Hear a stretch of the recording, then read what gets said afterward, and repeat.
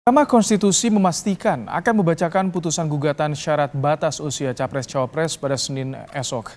Semua mata tertuju pada para hakim MK karena putusan ini akan menentukan bagi siapapun yang berusia di bawah 40 tahun untuk mencalonkan diri, termasuk Gibran Rakabuming Raka yang mengaku berkali-kali diminta Prabowo sebagai bakal Cawapres. Kita akan bahas bersama dengan Ketua Yayasan Lembaga Bantuan Hukum Indonesia bidang advokasi Muhammad Isnur dan juga Guru Besar Hukum Tata Negara Universitas Brawijaya Malang Ali Syafaat. Selamat petang Pak Ali, Mas Isnur. Selamat petang Mas Baim. Baik, Pak Ali, ini batasan untuk kewenangan Hakim Konstitusi, Mahkamah Konstitusi. Bagaimana soal uji materi ini? Apakah bisa membuat aturan soal batasan usia atau bagaimana nanti secara hukum tata negara? Secara hukum tata negara, Mahkamah Konstitusi itu dikenal sebagai negative legislation. Gitu. Jadi fungsinya adalah membatalkan satu ketentuan yang dipandang bertentangan dengan Undang-Undang Dasar. Tetapi memang dalam perkembangannya ada juga putusan-putusan yang mengarah kepada positive legislator. Jadi Mahkamah Konstitusi menambahkan norma-norma tertentu. Nah, dalam perkembangannya hal ini tentu terkait dengan beberapa hal dan terutama terkait dengan apa yang disebut sebagai open legal policy. Dan bagi saya yang disebut sebagai batasan umur ini masuk ke dalam ranah open legal policy di mana ketentuan di dalam Undang-Undang Dasar memang tidak memberikan batasan berapa usia minimal atau berapa usia maksimal untuk jabatan tertentu.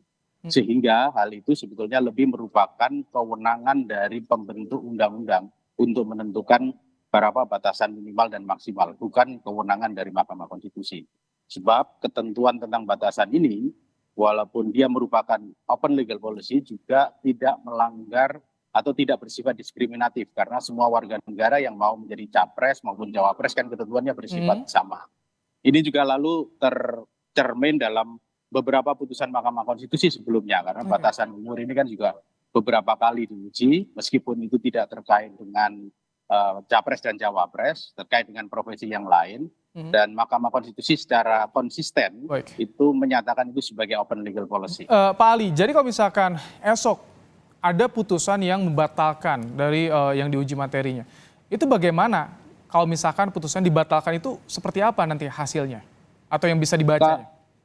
Kalau itu putusannya itu dibatalkan, kemungkinan Mahkamah Konstitusi akan memberikan putusan kondisional konstitusional. Artinya batasan umum 40 tahun itu dinyatakan bertentangan dengan konstitusi sepanjang tidak dimaknai sebagai misalnya 30 tahun. Kalau itu putusan Mahkamah Konstitusinya seperti itu. Nah, tapi tentu saja hal itu akan menjadi pintu masuk bagi politisasi terhadap Mahkamah Konstitusi itu sendiri. Karena banyak orang yang akan berupaya untuk mengubah aturan main dalam pelaksanaan pemilihan umum sebagai bagian dari dinamika politik melalui lembaga peradilan. Padahal sesungguhnya itu merupakan wilayah dari DPR sebagai lembaga perwakilan rakyat.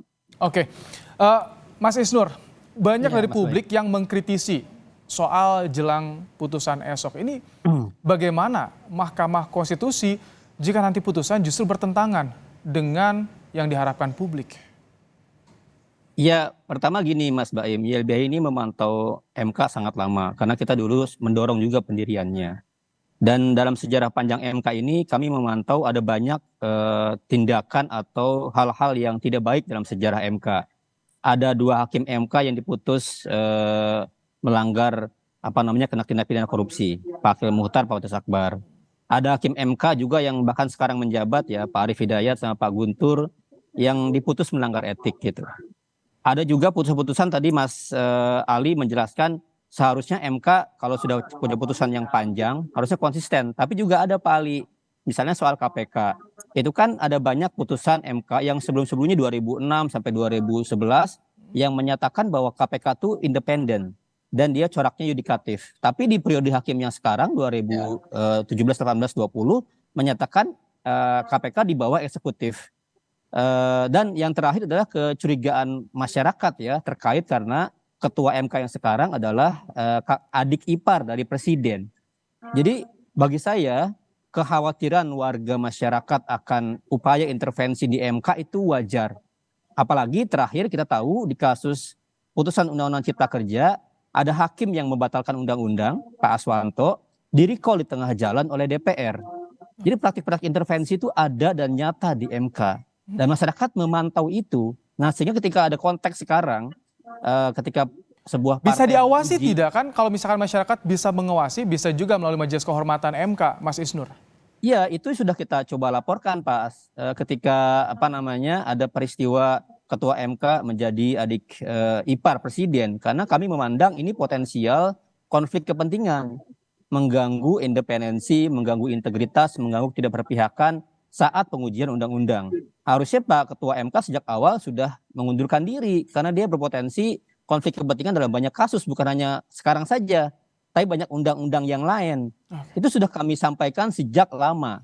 Jadi kalau sekarang warga mengkhawatirkan, dan saya khawatir gini loh, ini kan lembaga hukum yang kita harapkan menjadi benteng keadilan ya, menjadi the guardian of konstitusi. Nah, marwah kelembagaannya hilang ketika ada konteks seperti ini. Karena ada konteks di mana, oh ini ada konteks politik, ada konteks seperti ini, tapi yang mengadili kita khawatir dengan yang mengadilinya gitu. Oke, baik, kami tangkap. Pak Ali, ada kekhawatiran soal kredibilitas dari hakim konstitusi, konflik kepentingan. Secara hukum tata negara ini bagaimana nanti hasil yang diputuskan oleh MK jika ada kekhawatiran ini? Kekhawatiran itu sangat wajar ketika ada beberapa putusan yang tadi disampaikan oleh Pak Isnur yang secara logika hukum sebetulnya harusnya misalnya itu ditolak, tetapi ternyata dikabulkan. Sama saja dengan kasus ini atau perkara ini yang menurut logika hukum kalau kita melihat pada ketentuan konstitusi di mana itu dicatatkan sebagai open legal policy, kemudian menurut logika-logika yang digunakan oleh putusan Mahkamah Konstitusi sendiri yang seharusnya itu ditolak, kemudian tiba-tiba katakanlah misalnya besok itu adalah diterima atau dikabulkan. Maka tentu saja sangat wajar ketika ada kekhawatiran tersebut. Dan biasanya perubahan-perubahan itu jika tidak dapat dijelaskan secara baik dalam putusan tersebut, maka kita lalu melihatnya dalam konteks politik. Gitu. Jadi pada saat ada perubahan yang besar seperti itu, pasti ada intervensi politik terhadap hakim konstitusi atau kepada Mahkamah Konstitusi.